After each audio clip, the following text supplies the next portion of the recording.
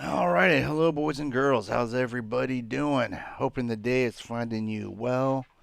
Um, Realizing it's been quite a while since I've given you a weather report, and the reason I thought about that is because the weather here in Houston, Tejas today is absolute perfection. It's about 70 degrees, sun's out, nice cool breeze blowing. Mwah, just absolutely perfect. Now, unfortunately, we're gonna get back to winter starting tomorrow. Uh, but I'm going to enjoy it while I can today. Now, down to the task at hand, which is my Xbox Series X 3 weeks later. How's it going? Gotta tell you, I'm loving it. Uh, in my opinion, I think it's delivering everything that they promised. Um, we're here at the home screen. Still, it is, yes, the same. I don't understand people's critique of it. I don't really need a home screen to tell me I got a new console. The games have been telling me that enough as it is. Uh, Now, the other thing that I think is a more legitimate critique is the controller. Um, I don't think Xbox needs to imitate PlayStation and implement haptic feedback, which I think would be fine.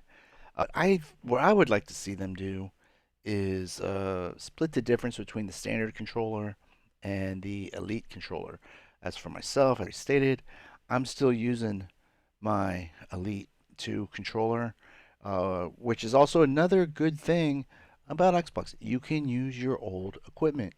You don't need, uh, to buy all new stuff to have a backup controller if you need that, or if you're playing as couch co-op. You know, um, you can use your new controller that comes with the console and one of your old previous controllers. Um, but anyways, where I'd like to see Xbox taking it is, like I said, split the difference between the standard controller and the Elite controller, i.e., being able to customize the tension of the analog sticks. I think would be a good move. I think having customizable analog sticks would be a good maneuver. Um, and then I think maybe adding two paddles on the back would also be a step in the right direction. The reason I would say I would lean more that way than towards haptic feedback is uh, myself, like I think a lot of other gamers, uh, not that I'm competitive, but I think mainly competitive players, um, turn off the vibration and force feedback and such, because you don't need that interfering with your aim. And you know me, I need all the help I can get with my aiming. I don't need any hindrances to that. So yeah, let's just go ahead and jump into Valhalla because of what the games that I have. I think this displays the the power of the Series X best. And as you can see, you got several Game Pass games, which is another boon to Xbox, feather in their cap, if you will. Look at this. Bam, we're in the game. Quick resume is awesome. Um, but then again, there's rumors, and apparently there have been for a couple years now. If Ubisoft joins Game Pass, then you got your EA Play, you got your Ubisoft, and then your Xbox games, including the new acquisitions by ZeniMax, Bethesda, and all that entails. Um, so like the new Indiana Jones game that's coming out in a few years, bam, day one, you're gonna already be able to play it. You don't have to go buy it. One other little thing I would say that I think Xbox should look at would be to have maybe a $350 Series S that has a disc, or a $450 X that does not have a disc. So that way, if you've gone digital, you don't have to buy something that has a disk drive that you don't need. However, if you're like me and you still have your games mostly physical, um, you know, you have that option. And like I said, I think that would be a good step in the way to go. Rest, my Um, friend. I hope that you can see the graphical improvements. I'm on a 4K HDR ultra high definition TV. You're going to be seeing it 1080p compressed YouTube video, but I think at least in the capture window, I think the graphical improvements are going to come through. I'm going to try to get into a little bit more light here because to me it actually looks like a PC game. I'm really digging it. And let's do a little quick fast travel because we've already seen the speed of the loading, and this is just be another uh, reiteration of that said speed and power. Bam! Look at this. We're back in the game.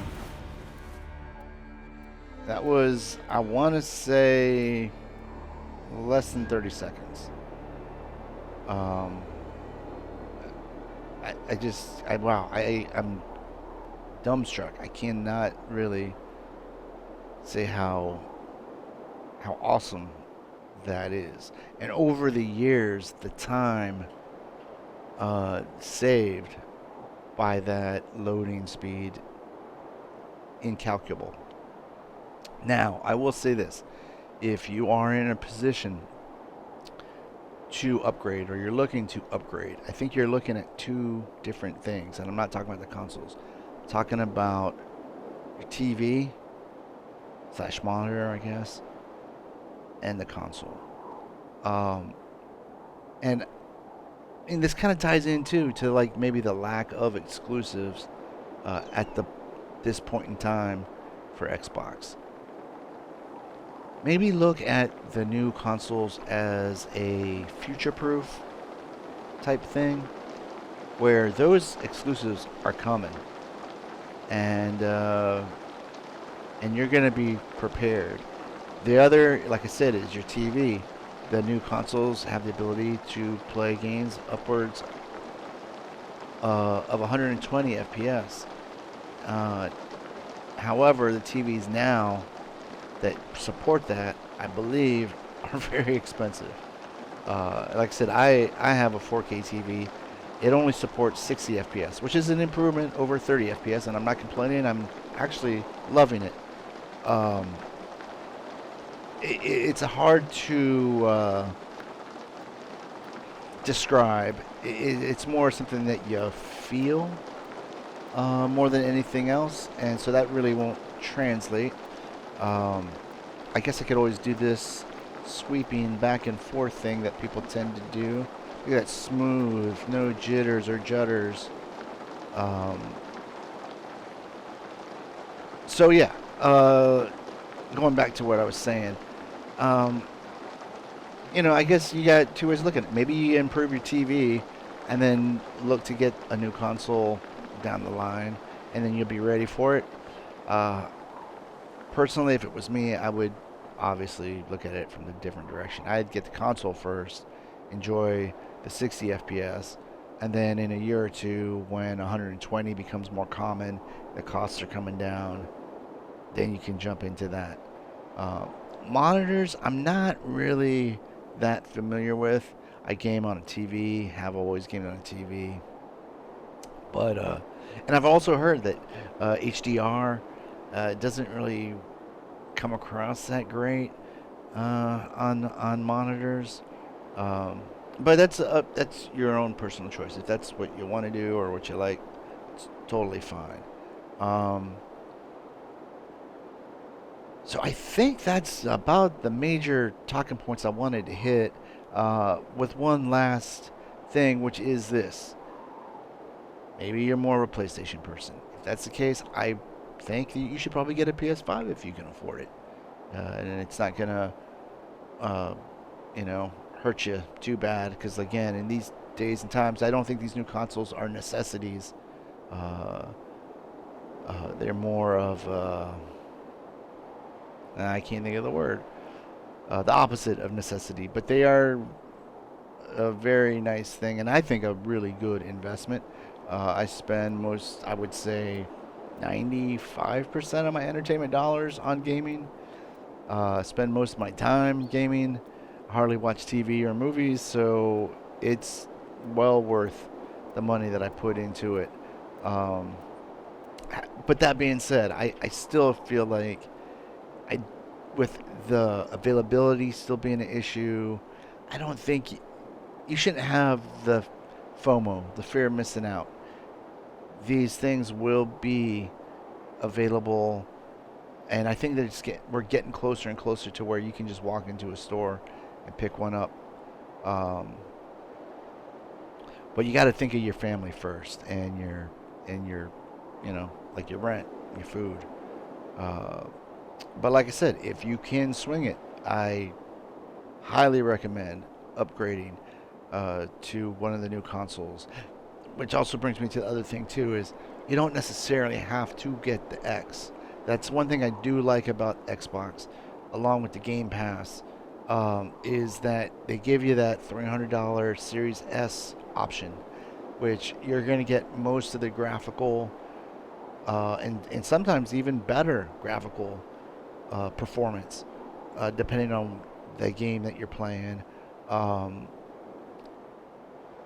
Oh, I forgot auto HDR on previous games that didn't have HDR. Sort of simulated HDR, which is another, I think, bonus. Um, but I think that covers it. If you can't tell, I'm pro upgrade. Do it if you can. Um, I think I'm gonna wrap things up right about there. Maybe I'll do like a 6 month uh, return, see how things are going. I got a feeling I'm gonna still be digging it. Um, but let me know in the comments below if you've upgraded already, if you're looking to upgrade, or if you just don't care. But until then, or until next time, PalpyTeen out.